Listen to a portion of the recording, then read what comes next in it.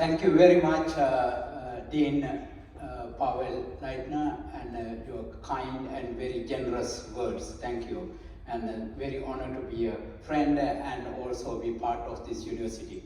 And also I wanted to thank you, very special person, Kateryna, who invited me to come to this class after she was involved in that Model UN session. So I wanted to thank her and her excellent colleagues, and they are the budding leaders for tomorrow. And thank you, Pavel, and thank you for coming. And also I see some of my students over here, and thank you. I'm going to talk about American vision and the Chinese mission. Will the world be safe for democracy? So this is a very broad topic. So I just wanted to focus on past and the present and the future. Before I talk about this, I wanted to bring you somebody that you all know. Winston Churchill, the British Prime Minister. 80 years ago, he said, farthest backward you can look, farthest forward you can see. So if you look the backward, you can see the forward. Having said that one, I want you to go around the Atlantic Ocean to the America, from Great Britain. In America, one of my favorite presidents who transformed the American and the global affairs after World War II, Harry S. Truman.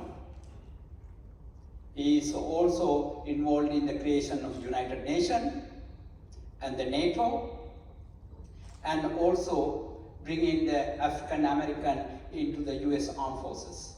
He was a transformational president.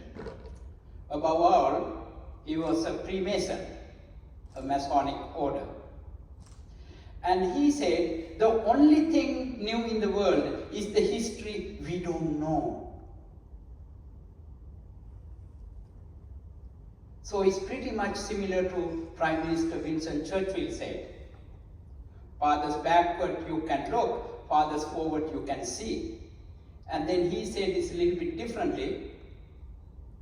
He said the only thing new in the world is the history we don't know. That's where I'm going to go with you.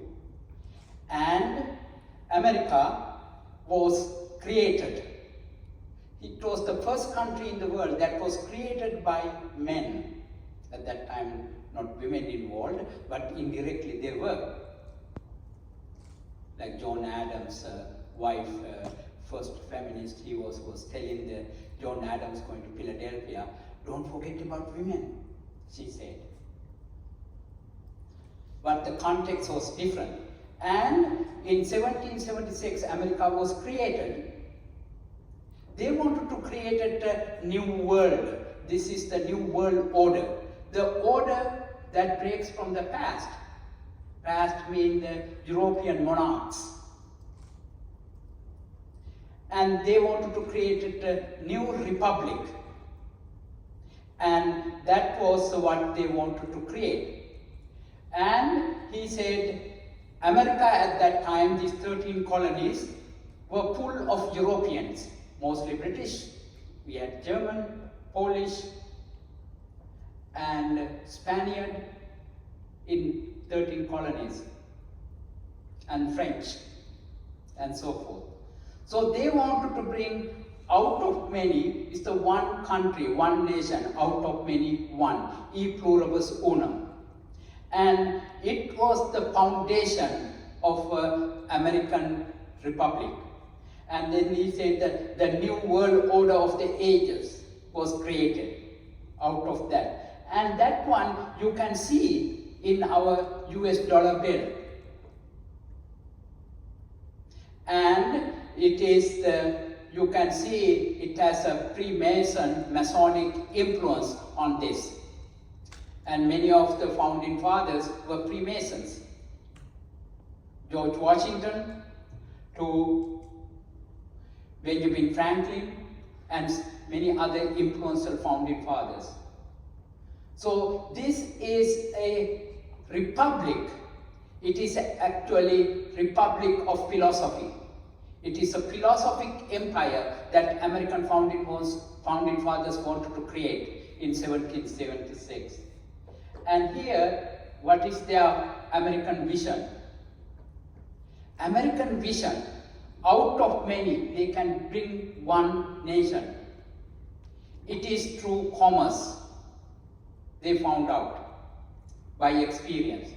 The American vision is the new world order. This commercial vision is the America's vision. And our first president, George Washington, said, the commercial policy should hold an equal and impartial hand. So President George Washington said that one, and one of the revolutionary, thought-provoking founding father is Thomas Paine. He was at that time is the most radical thinker. Remember, these founding fathers were products of European Enlightenment. And they were influenced by the European history and these Enlightenment ideas. And he said, US plan is commerce. Trade will always be a protection. With this background, this philosophic idea put it into place on George Washington's birthday, our first president's birthday. In 1784, we sent our first commercial ship called Empress of China from New York Harbor to Canton, or modern-day Guangzhou. In this Guangzhou, sending this ship over there, this was actually the earth-shaking event at that time. This was not only symbolic, but also purposeful, purpose-driven.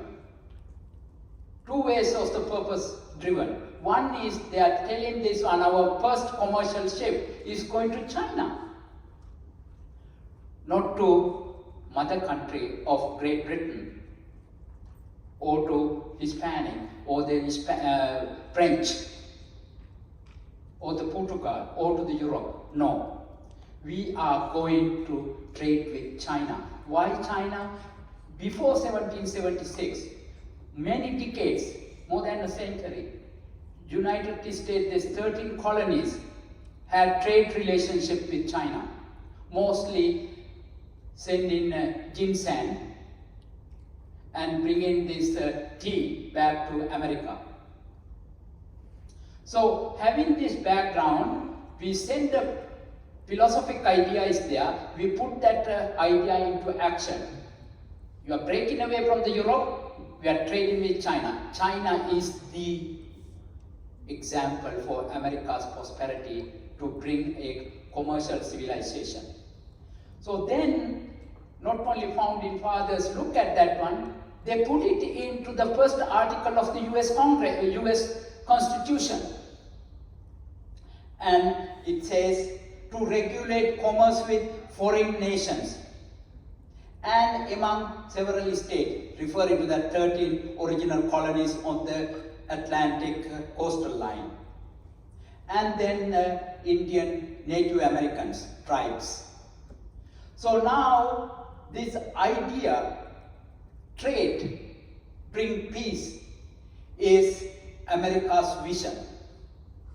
So I wrote a book about it, Trade for Peace, looking at this historical evolution where America went until the very beginning of America, until the World Trade Organization, the creation of the World Trade Organization, WTO.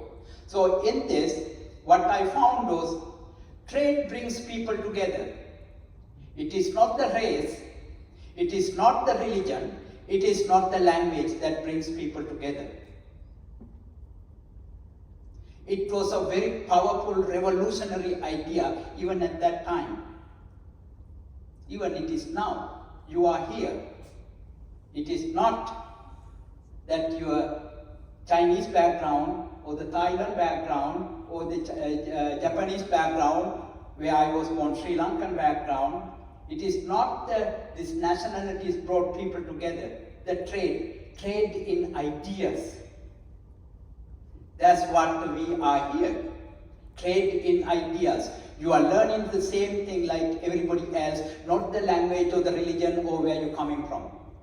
The trade in ideas, trade in goods, trade in ideas, trade in philosophies and services, that's where they bring people together. That was the America's powerful idea at that time. So therefore, America is created as a commercial republic. It is destiny, and the vision and the mission and the destiny is commerce. And that is American Republic. And then Alexander Hamilton, one of the founding fathers, he said, commercial republic like ours will never be disposed to waste. It is interesting to know Alexander Hamilton is an illegitimate child born in the Caribbean to the British sailor. You might call it, oh, he's the bastard. And he was abandoned by his family. He went to King's College, which is Columbia University in New York. And from there, he went to George Washington, and he became one of the confidants in Continental Army, where George Washington was the general. He was the closest advisors to him. So he came from very, very impoverished background without having a father, but he succeeded going to the King's College and became part of the American Revolution and the war with the British. And there you can see that's a determination of one person. His background is a determination. He was very authoritarian structure he likes, in the military structure he liked, and he wanted to succeed in economic sense because he came from the Caribbean, poor background, without any money to New York. And then there is another founding father who doesn't really like Alexander Hamilton. He is Thomas Jefferson. Thomas Jefferson is a slave owner and plantation owner in Monticello, Virginia, where I spent more than 20 years when I was serving the government and teaching in Virginia and Maryland. And he is privileged class, drinking wine, reading American literature and Enlightenment ideas in Monticello.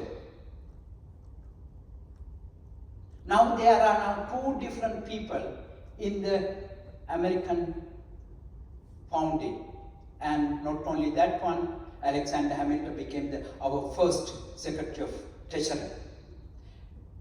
Thomas Jefferson became our first Secretary of State.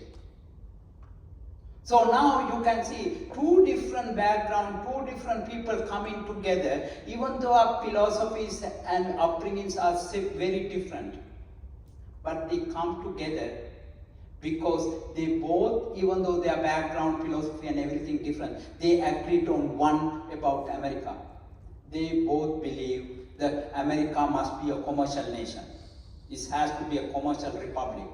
That's the only thing they both agree upon.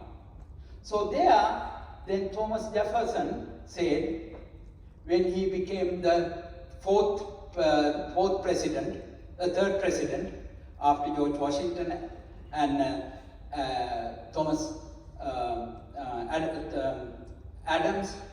John Adams, and then Thomas Jefferson. And he said, there are four things that's very important to America's prosperity: agriculture and manufacturing and commerce and navigation. These are the four pillars of prosperity for America, which is still continuing. He put the foundation, and they should be left for most free to individual enterprise to work on, bring more prosperity. Which is important is the free and individual enterprise. It is not the government that should run these industries, but the free people, individual enterprises should run it. So therefore, these are these four pillars. Agriculture is the Thomas Jefferson idea. He was advocating in the democracy should be the most pronounced, freedom is the most important, liberty is the most important thing. And he said the grassroots level in agrarian society that time should be the America's driver, first. And second is the manufacturing. That was what Alexander Hamilton talks about in his report to the Congress at that time. And he said America should be not only the agricultural but the manufacturing nation. Manufacture brings Americas to posterity, and then we need to trade. And trade with not only within the colonies and the Native Americans, but the foreign nations. And when you send these ships, and we need to have it, they are protected from the piracy, and these ships must be supported by the Navy. We didn't have a Navy, so Alexander Hamilton became by default supporting this Coast Guard and also the Navy. He became a father of the US Navy. So that is why everywhere America goes, military goes with it. So with this background, this is the Thomas Jefferson who believed in a liberty and freedom at the lowest level in the society. He wants to achieve that America is a free nation, democratic nation, and liberty must be preserved. But Alexander Hamilton, as the Secretary of Treasury, has to be the driver. So pretty much that Alexander Hamilton's idea is what drives the Jeffersonian end goal.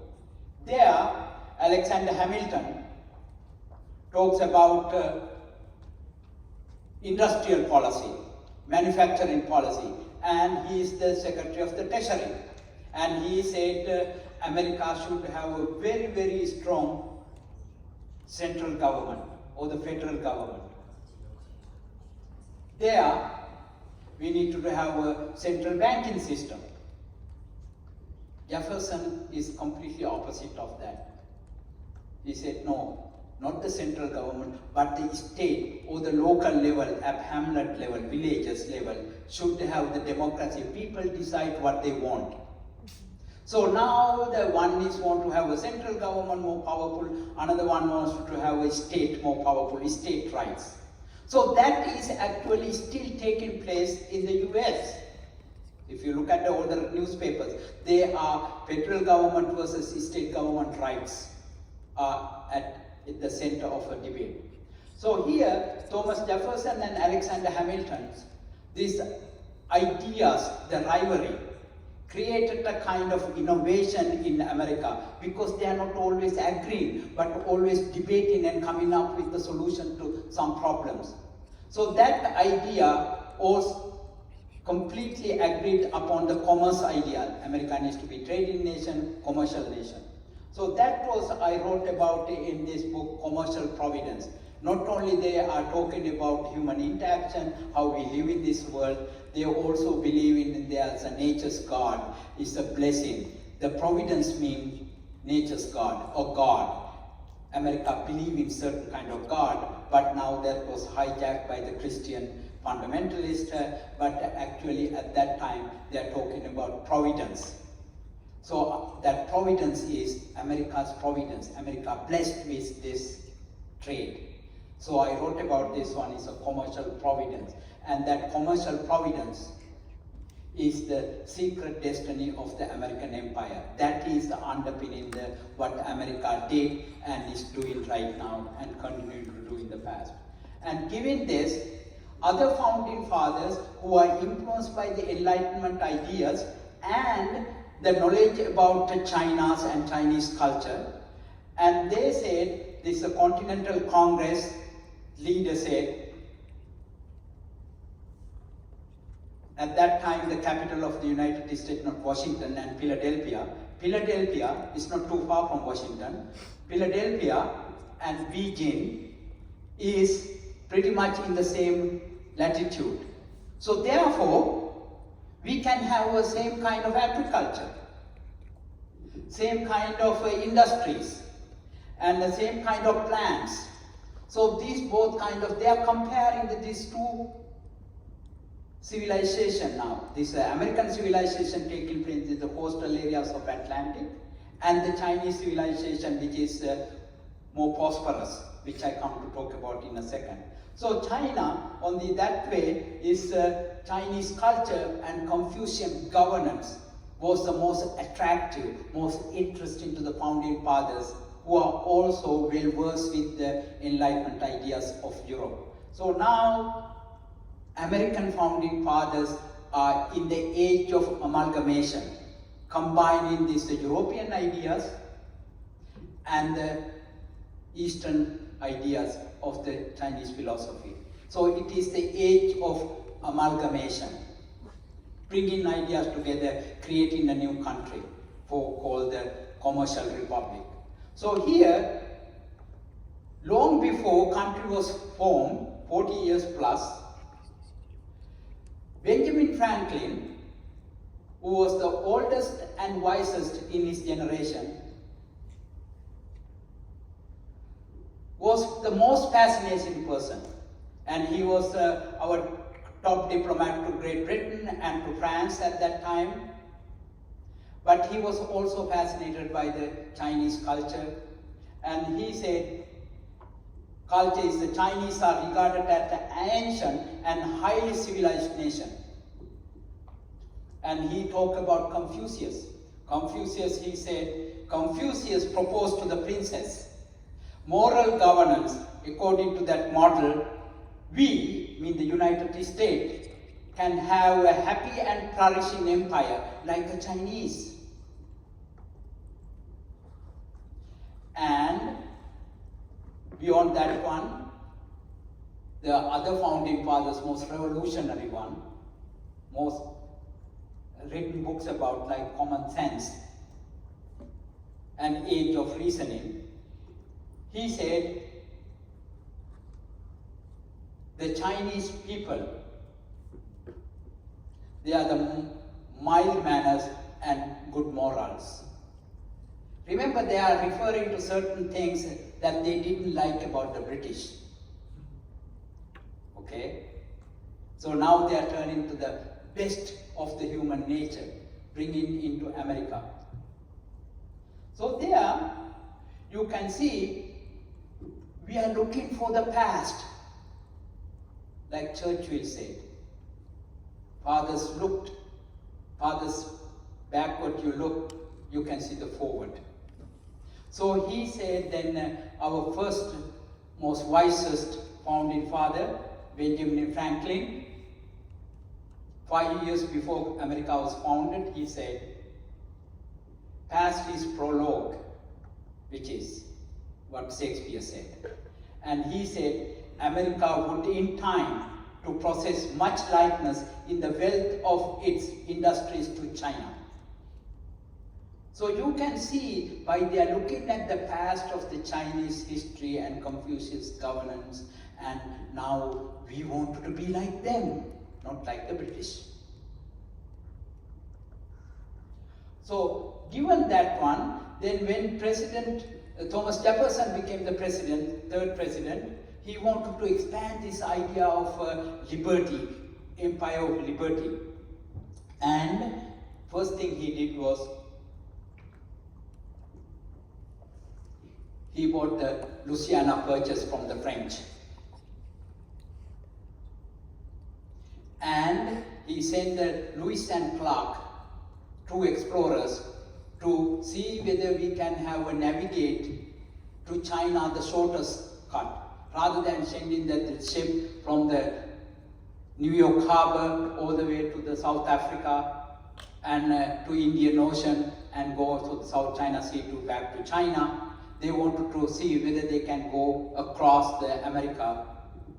And he sent this Lewis and Clark explorer to Ohio River, from there to Mississippi River and the Columbia River in Seattle.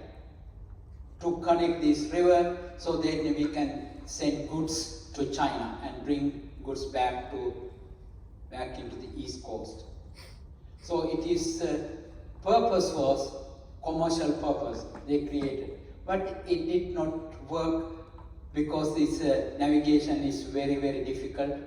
A year ago, we drove all the way from Washington DC to Washington State in Seattle, and we can see that one. I went before, but you can see during the time of Jefferson, it was even more difficult. But they wanted to understand the Native Americans living over there, and there are other purposes for this travel as well. So these ideas going westward, not only the America got to the Louisiana, they also annexed Texas and also got California from the Mexican and Oregon territory from the British. So America became completely huge nation at that time. So this is the empire of liberty that Thomas Jefferson wanted to create. And later on, middle of the last 20th century, major thing was to go to the west and find in gold in California and also trade with China. And this part, after the Civil War in America, America built a railroad system. One is called the railroad civilization. One came from the southern part, which is the west of the Mississippi River, all the way to the California and Oregon and Washington State. And then there is a second road that Lewis and Clark wanted to create for the river navigation system, Mississippi River and Columbia River all the way. It did not work, and in terms of that one, it replaced by another railroad civilization. You can see it started with near Superior Lake and Minnesota, the state that I went to high school. So there is that whole civilization going westward from Minnesota to Washington State is the railroad civilization. Given all these things, this is what America went through. First, Alexander Hamilton came up with the industrial policy, and Thomas Jefferson came up with the liberty, and all those things were influenced by one of the Enlightenment writers, Adam Smith, who is on the top in the middle. Adam Smith is the one you probably know about him, is the father of economics. He wrote The Wealth of Nations. That was the influential book that influenced the Enlightenment thinkers and influenced the American founding fathers. So then these two ideas came from Alexander Hamilton. Jefferson brought together by first President George Washington, and after that one, when they created the Constitution and the country, and they have a Federalist papers, they debated and argued by writing to these Federalist papers, the famous papers. So this is what you see as the two rivalries with Alexander Hamilton and Thomas Jefferson. Two ideas are conflicting, but they created because they agree on one thing: commerce, trade. And that is the American experiment. But that American experiment, based on American experience before the country was created. What was the American experience? American experience was America first had the colonists who came to Jamestown, Virginia. Purpose? To make money, to gain wealth. And the second group of people came later, they called the Pilgrims. They came to the Plymouth near Boston. Why did they come? Because they were religiously persecuted. So they came from the religious freedom, other came from the economic wealth creation. So these two ideas were really influenced Jefferson and Hamilton. Hamilton was influenced by the colonists, making money, making prosperous, making rich nation. And on the other hand, liberty, freedom, was influenced by the pilgrims who came to Massachusetts for religious freedom. Matter of fact, Thomas Jefferson wrote about religious freedom. It is one of the very famous things that he advocated.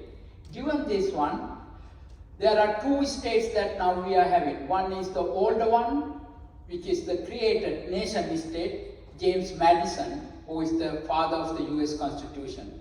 And other one is the old one, is called the civilizational state.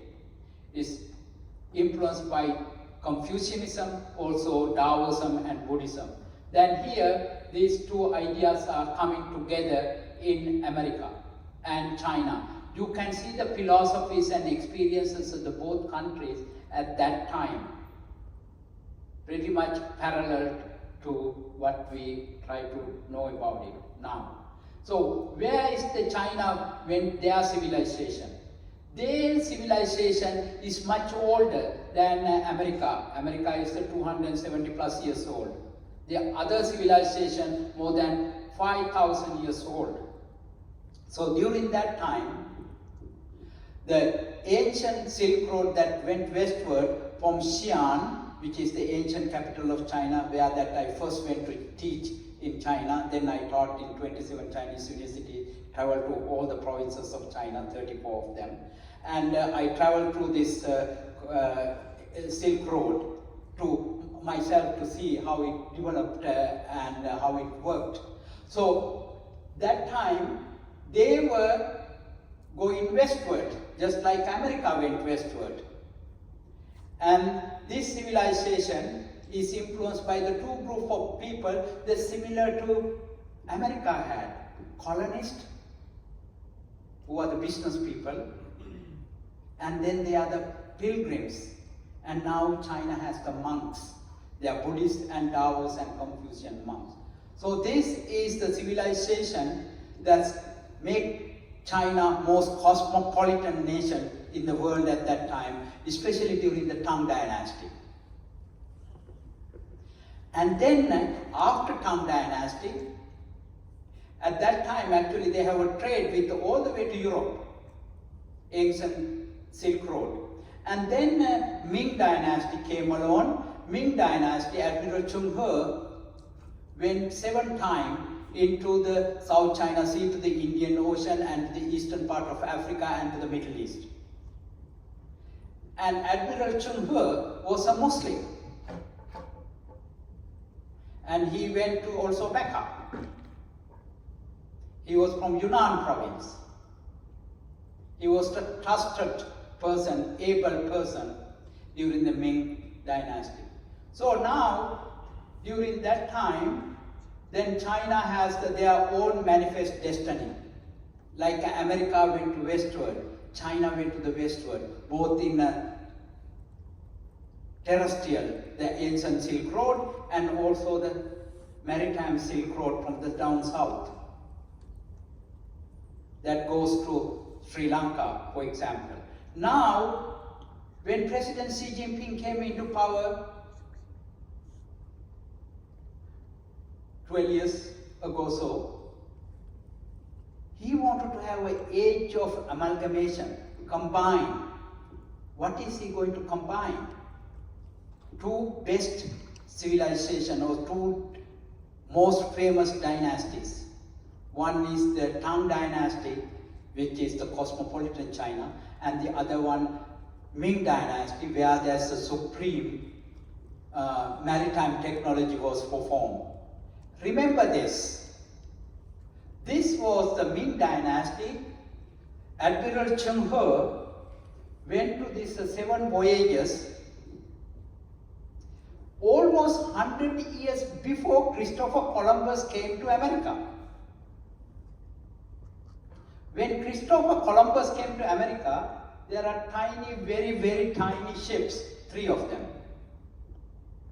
But 100 years, almost 100 years prior to that, Chinese technology is so advanced. Some of the ships are bigger than the American football stadiums. Not only 3 they went hundreds of them. It was a plot in cities. You can understand how much history that we don't know. We only knew is the Christopher Columbus coming to America, tiny little boats. These are ships that come into South Indian Ocean, which they call the Western Ocean. So now President Xi Jinping came in, he wanted to have a new age of amalgamation, combining these 2 dynasties together. Now he called the Belt and Road Initiative. Northern route is the economic belt that going through the Russia and everything, and the former Soviet republics.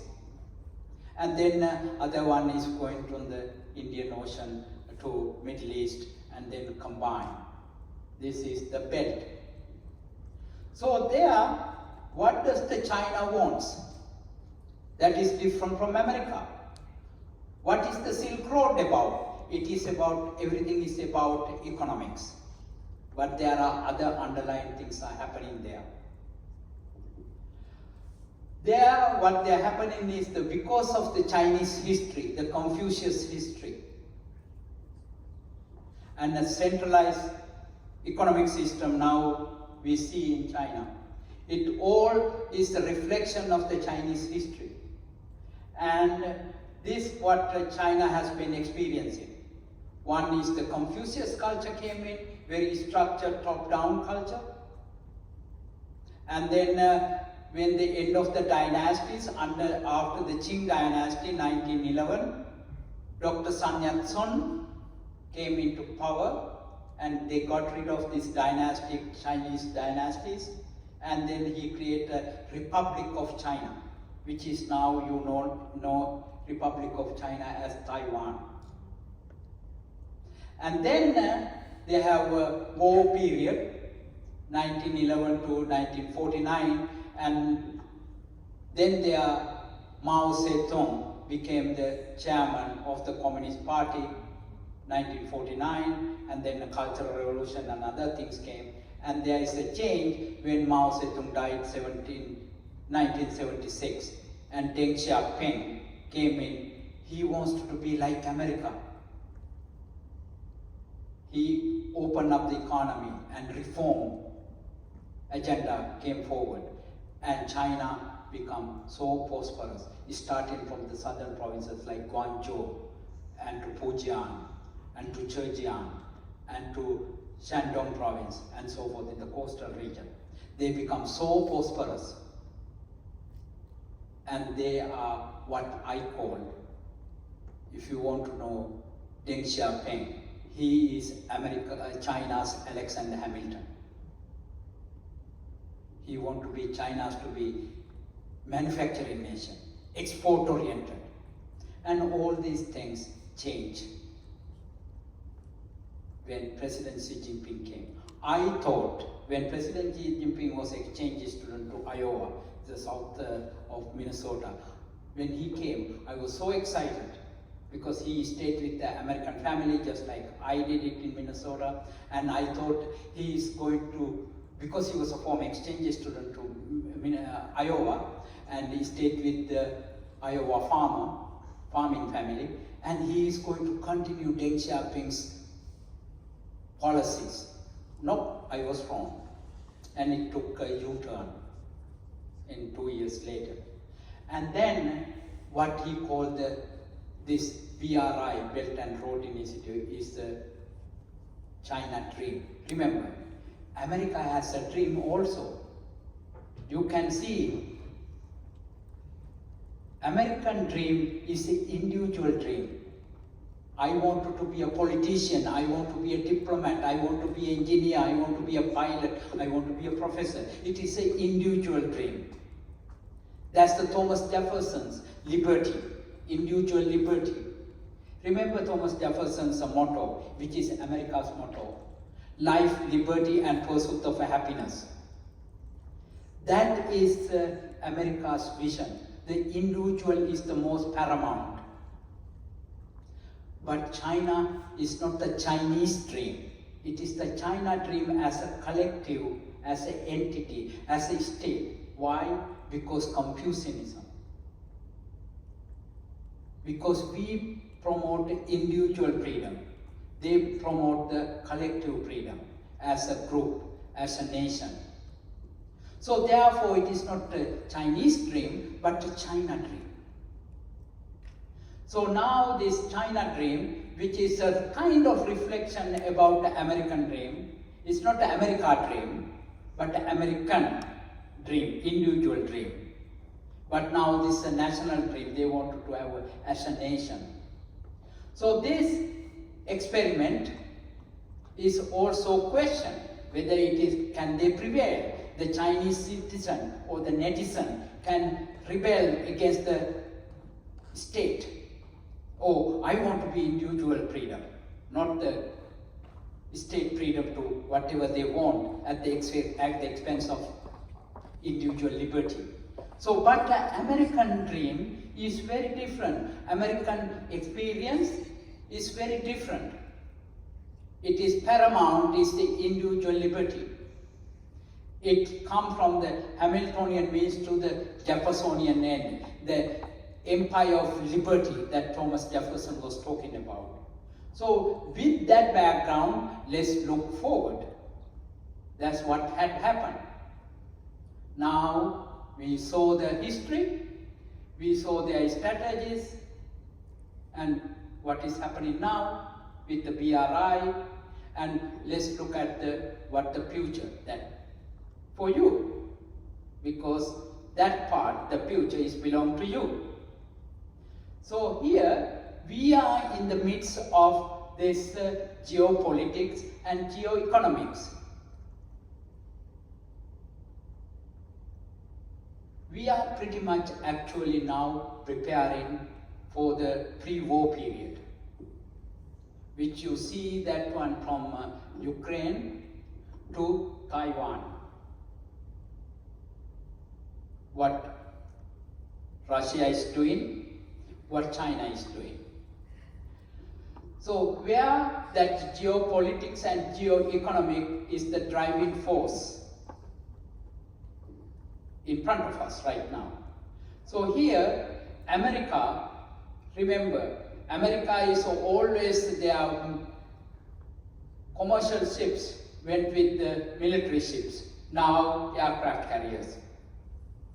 United States have over 800 military bases.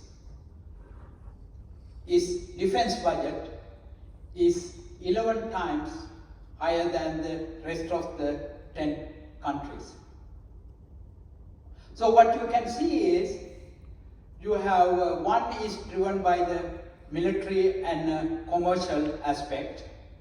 The other one is largely driven by the geo-economic through the Belt and Road Initiative. They use that money in order to increase their defense and technological advancement. So China itself is now doing the pretty much that America is doing in a different combinations of strategies.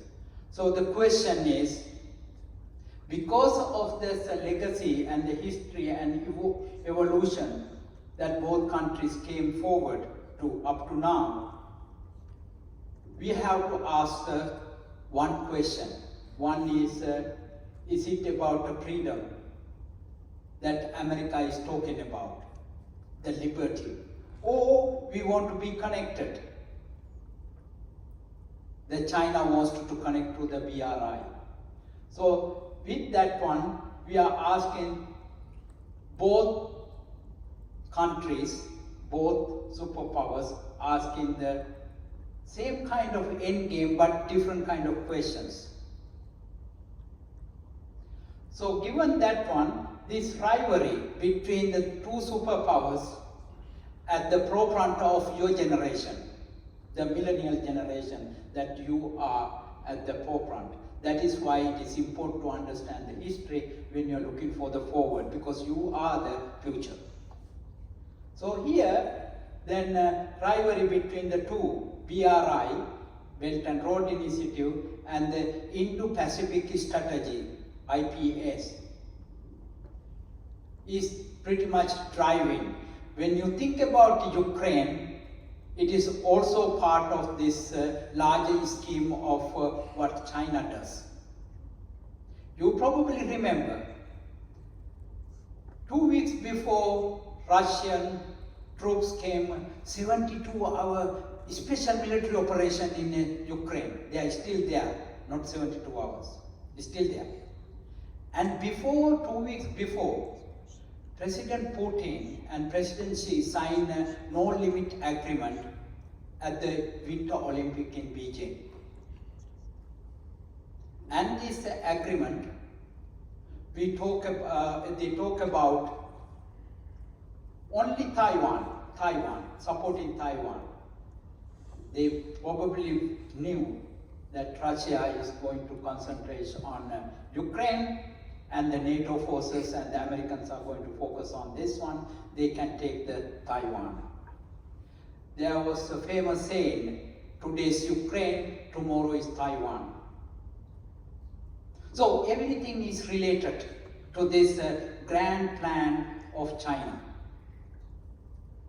Russia is actually a colony of China pretty much. Whatever the China does tell you, and even the sustainability of President Putin's operation in Ukraine depend on what China does.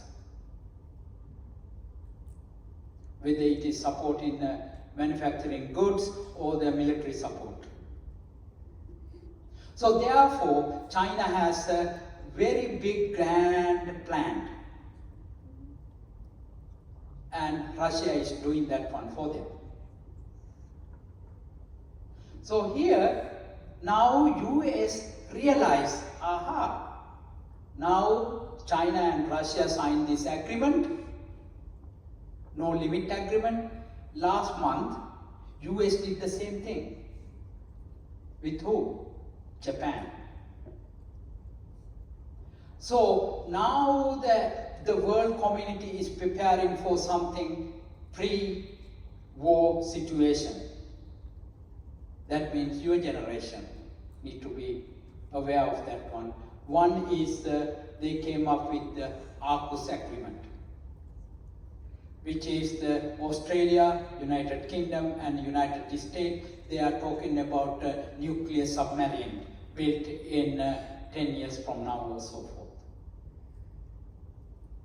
The most advanced technology.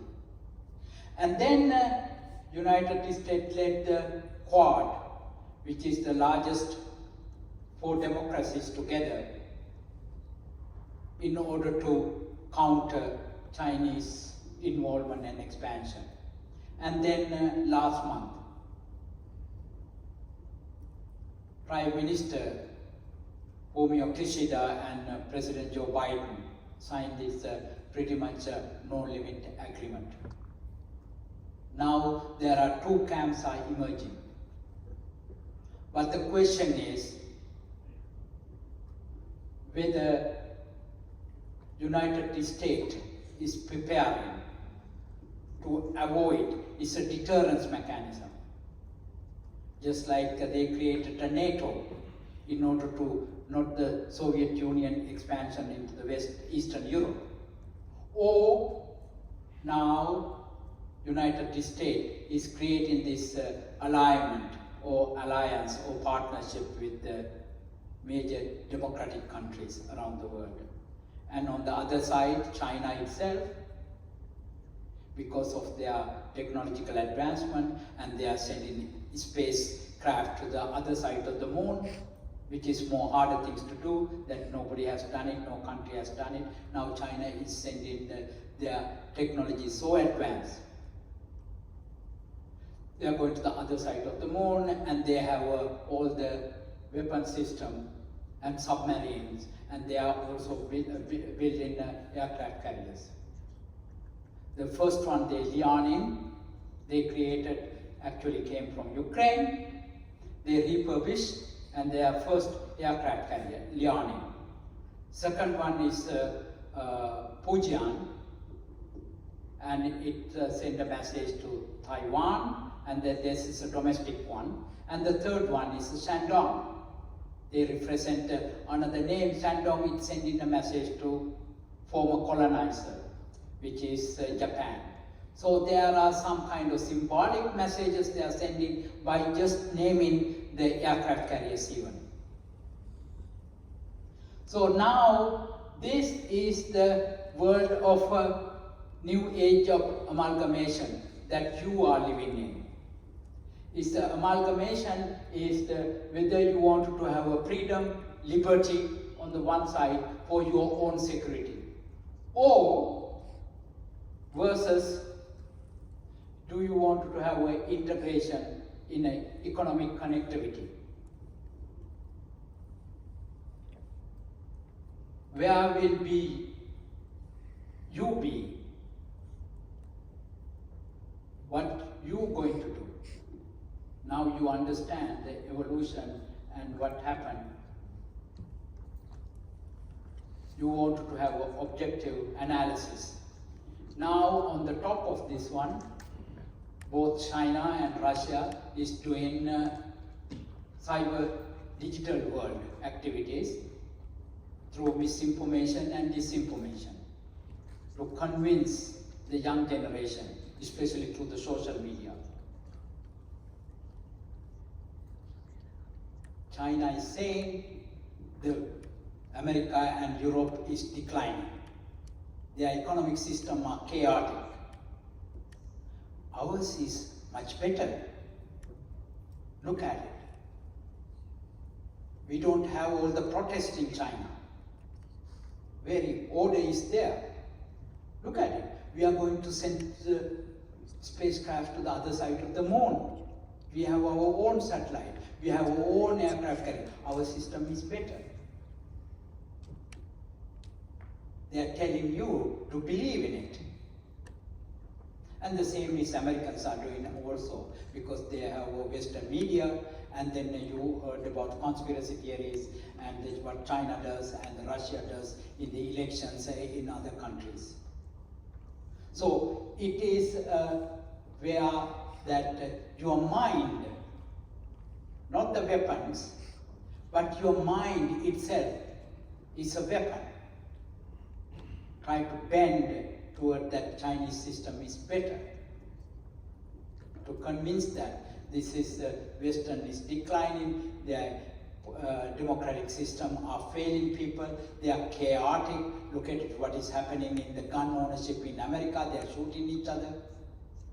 And all the protest elsewhere in Europe. So they are trying to convince us to believe, because the mind is the best weapon right now. So now, having said that one of my other president that which I admired is the 6th president, and he's the son of our 2nd president, John Adams. John Quincy Adams said some remarkable thing. It is more important for you to think about what kind of world that you want to live on. If you are an American or inspired to go to America to study or something, or working with Americans, or ideas of America, or the Enlightenment philosophy and everything, you need to remember what President John Quincy Adams said, which also reflect in the political environment right now in Washington, in the United States, between Republican candidate President Donald Trump versus current President Joe Biden in the Democratic Party. This is what John Quincy Adams said. He said, return to the founding vision. And he said, United States should not go abroad in search of monsters to destroy it. And then he said, United States, is the well-wisher to the freedom and independence of all. And then he concluded She is the champion and vindicator only of her own. In other words, he said, don't go abroad to democratic promotion. Make sure that America is itself a democracy. Don't preach them how great a democracy is when your country is not democratic and your capital is attacked and denied the freedom, pre-elections. Where is the democracy? Where is the rule of law? So when we think about it, John Quincy Adams, you can also think about the current, this next 6 months when the presidential election coming in, where America is going to be at. At the same time, you, in the rest of the world, you can ask where we, each country or the individually, how we are going to have your life, what kind of world you would like to have for you and your children to live on. Thank you very much.